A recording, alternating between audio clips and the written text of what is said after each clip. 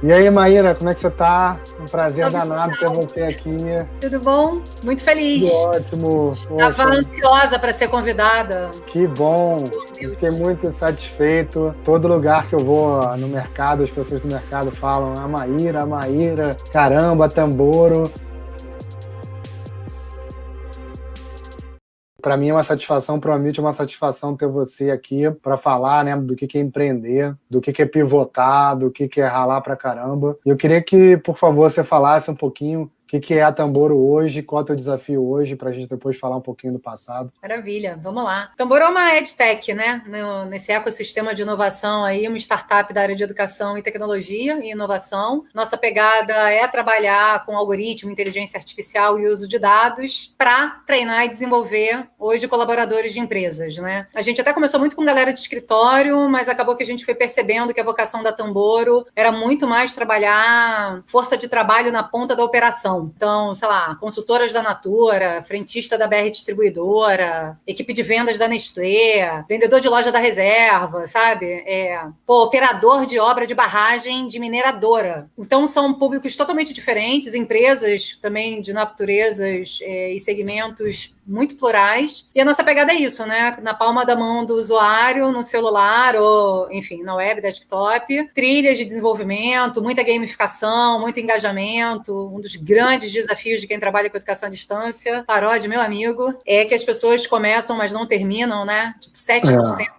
Mais ou menos é o índice de pessoas que iniciam e concluem trilhas de desenvolvimento online. Então, a pegada da Tambor é essa, é desenvolver pessoas e usando algoritmos e dados para falar de avaliação de aprendizagem mesmo, né? Tá, e aí hoje é mais B2B, é isso? Hoje quem contrata Tamboro, quem chega com problema para Tamboro é uma empresa, é isso? É uma empresa. E aí, tanto o RH me procura, quanto unidade de negócios, né? Marketing, trade, áreas de inovação. Porque não necessariamente, apesar do RH ser sempre um stakeholder super importante, que a gente está falando de treinamento e desenvolvimento, cultura e tal, mas às vezes o budget é da unidade de negócios, né? É o cara que precisa treinar essa força de vendas na ponta, ou essa força de trabalho, né, terceirizada, enfim. O budget sai de um, mas sempre tem a validação da galera do RH junto. E aí, Maíra, o que você consegue falar para a gente, assim, um case de uma empresa que chegou com um problema e como é que isso foi resolvido? Você consegue ilustrar? Consigo vários, cara. A gente tem desde case de seleção de candidatos, então, sei lá, Deloitte. A Deloitte já fazia uma série de processos de recrutamento e seleção online, mas tinha o desafio de uma forma massificada, escalável, conseguir avaliar soft skill, né? Habilidades mais comportamentais, subjetivas. E aí o nosso desafio era exatamente conseguir ranquear os candidatos ainda no topo do funil, porque quando você fala de avaliação de habilidades mais comportamentais, normalmente você captura isso de um candidato numa dinâmica presencial, né? E o desafio da Tamboro era conseguir fazer avaliação de comunicação, criatividade, tomada de decisão online, né? E usando inteligência artificial, colocando o candidato para avaliar e dar feedback para outro candidato. Então, isso é um case muito legal. O nosso nível de assertividade, apesar de serem habilidades muito subjetivas, girou em torno de 98% no último processo de seleção, no ranking dos candidatos. Então, acho que isso é um case legal. E quando a gente fala de treinamento e desenvolvimento, cara, assim, a Nestlé, por exemplo, hoje a gente faz a formação de 8 canais de vendas diferentes, né, da Nestlé, vendas corporativas.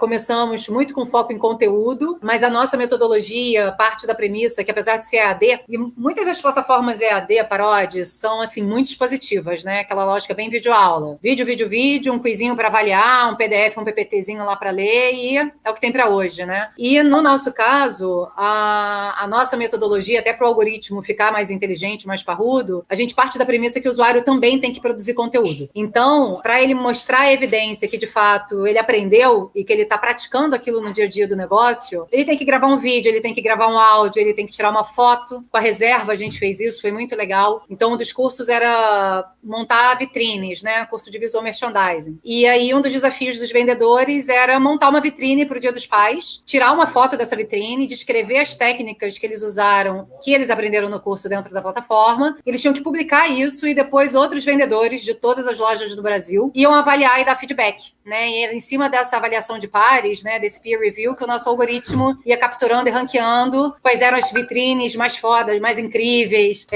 Com a Nestlé a gente também faz isso, né? Então a gente vai... Acho que uma das coisas mais legais dos nossos cases é que o nosso cliente final, que está lá no escritório, na Paulista, ele consegue identificar um vendedor que está lá na ponta da operação, que ele sequer sabe quem é aquele cara, mas que pela qualidade do trabalho que o vendedor publicou e como ele foi muito bem avaliado pelos outros vendedores, a Nestlé acaba descobrindo um super potencial que estava lá, meio que misturado na massa, e a gente, pelos algoritmos, consegue identificar isso com muita precisão, né? Então, esse é alguns dos cases, né? A BR Distribuidora, a gente está agora falando de formação vão ser 97 mil frentistas, cara, quase 8 mil postos do país. 97 mil? 97 mil, meu amigo. E aí, o que acontece, assim? O que vocês vão fazer? Treinamento técnico mesmo, né? De elementos específicos, né? Conteúdos da própria BR. E vai ter uma pegada também de desenvolvimento pessoal, desenvolvimento dessas tais habilidades e competências importantes aí no século XXI, né? E que é a pegada, né, Parodi? Porque a gente sempre estudou muito os reportes do Fórum Econômico Mundial. Não sei se você já deu uma pesquisada, mas os caras têm feito uns relatórios, né, tentando exatamente antecipar quais são essas habilidades essenciais para lidar com transformação digital, né, e com tudo isso que está rolando. E a Tamboro sempre bebeu muito nessa fonte, desde 2014, 2015, que a gente estuda muito esse material e os nossos conteúdos vão muito nessa linha, né? Conteúdo de prateleira, porque a gente também acaba criando muito conteúdo sob demanda, né? E aí tem essa pegada de desenvolver soft skill nessa galera. É bem maneiro o projeto. Muito bom, né? E vem cá, são 100 mil usuários impactados em 3 anos, é isso mesmo? A gente tem mais usuários impactados da época da Tamboro, da velha Tamboro, né? Da Tamboro original. Velha não. Da Tamboro original, da época de educação básica e do ensino superior também. A gente passou de 100 mil. Mas olhando para esse recorte, desde que a gente começou a migrar a estratégia, né, para falar de educação de adultos e educação corporativa, nos últimos quase 3 anos, já foram mais de 100 mil usuários impactados. E aí, deixa eu te perguntar uma coisa. Vocês pivotaram algumas vezes, não é isso? Quer dizer, começa de uma forma, vai para um outro lado.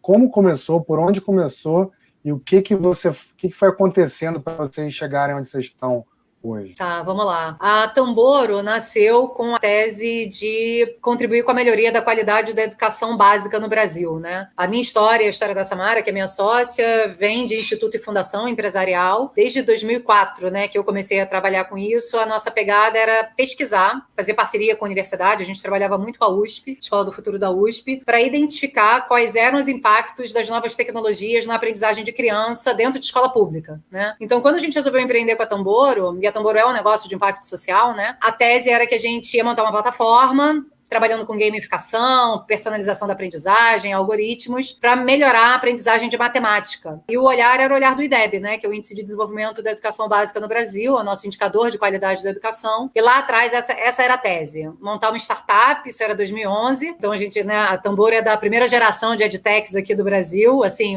né, que ganhou mais relevância. E a pegada era venda para governo. O modelo de negócios era venda para governo. Bicho, apanhamos muito. Apanhamos muito.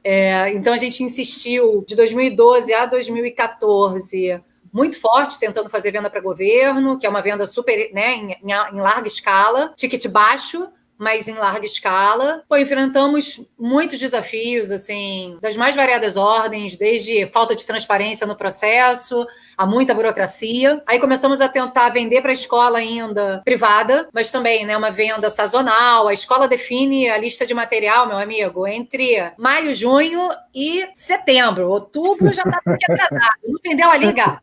Só do outro ano. Então, também uma venda sazonal, uma venda complexa, né, porque o diretor escolhe o coordenador pedagógico, o professor, além da falta da infraestrutura e conectividade, né, Parodi? Porque a gente está falando disso, cara, quase 10 anos atrás, né? Então, hoje, e a gente já passou por alguns programas de aceleração, BNDES Garagem, Endeavor, e o que a gente foi aprendendo, né, e recebendo muita porrada sendo muito diagnosticado, é que, de certa forma, a gente chegou um pouco à frente do tempo, né? Seja do ponto de vista de infraestrutura e conectividade, seja do próprio mindset do mercado consumidor. Hoje, com a pandemia, cara, a Laurinha, minha mais nova, um dia desses no almoço, mandou assim: mãe, você é muito inovadora. Falei, que isso, Laura? De onde você tira esse negócio? Mãe, se lembra do Ludes? O Ludes é o nosso primeiro produto de educação básica, né? Que era matemática do 5º ao 9º, com games e tal. Mãe, você tá há anos tentando vender o Ludes e não consegue. Agora olha aí meu colégio, uma perrengue pra gente conseguir ter aula online. Se eles lá atrás tivessem topado isso. E é um pouco disso mesmo, né, cara? Assim, tem uma frase que eu amo do Vitor Hugo, que é: ninguém segura uma ideia cujo tempo chegou. Chegou esse tempo. Mas a Tamboro tava lá atrás e tinha que pagar boleto todo mês, meu amigo. Então, se a gente tivesse... É engraçado, né? Assim, essa questão de sincronicidade, vamos dizer assim, ou de timing, é incrível, né? Como eu brinco muito com a figura do luthier. É uma figura que eu gosto muito de usar, que eu tenho uma guitarra aqui em casa, 2 guitarras, uma vez veio um grande amigo meu, e ele viu que ela estava toda mal conservada. E aí ele chegou com uma maletinha, abriu ela, e aí saiu pegando 1000 chaves e coisas, e foi ajustando coisas que eu nem imaginava que fossem ajustáveis. E aí ele deixou tudo assim perfeito. E um pouco dos negócios e até produto, né? Se tudo não tiver alinhado com tudo perfeitinho, a coisa desanda, né? E às vezes você tem uma ideia muito antes do tempo, vira quase um desperdício, né? É isso. Mas dá um certo orgulho, né? De ter chegado com isso antes de todo mundo, né? Dá um orgulho, mas é muito... E aí, assim, né, tirando um pouco da coisa acho que até da romantização, sabe, Parodi? Porque quando a gente empreendeu, e eu já não empreendi, assim, né, eu sou de uma geração... Olha essa papo de velho, né? Mas, enfim, você também, né? Nós somos das startups da época, né? Porque na época não tinha esse nome, né? Mas a gente pegou esse boom, né? Da explosão da web comercial, depois veio mobile, a indústria da telecom,